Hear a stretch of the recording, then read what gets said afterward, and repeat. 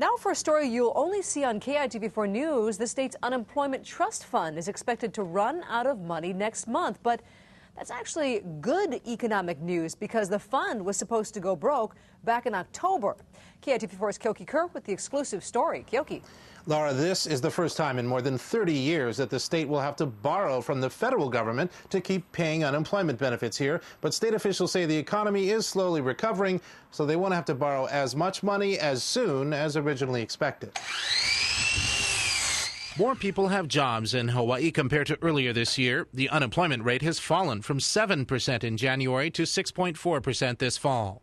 The state initially forecast it would need to borrow $5 million from the federal government in October when its unemployment fund would run out of money, and another $21 million in November to keep paying unemployment benefits here, loans that were not needed because more people went back to work.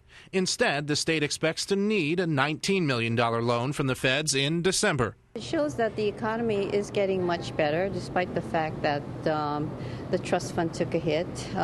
It looks like more and more people are getting back into jobs, which is good for, the trust fund. To put things in perspective, the state's unemployment trust fund was up to a high of $552 million in early 2007. The fund had sunk to just $65 million in July of this year, and it was down to only $15 million last month.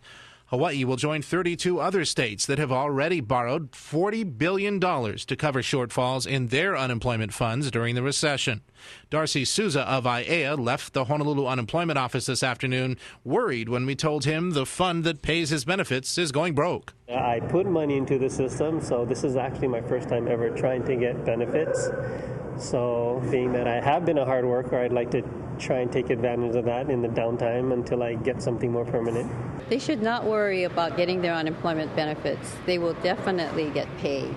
That's why we borrow money from the federal government.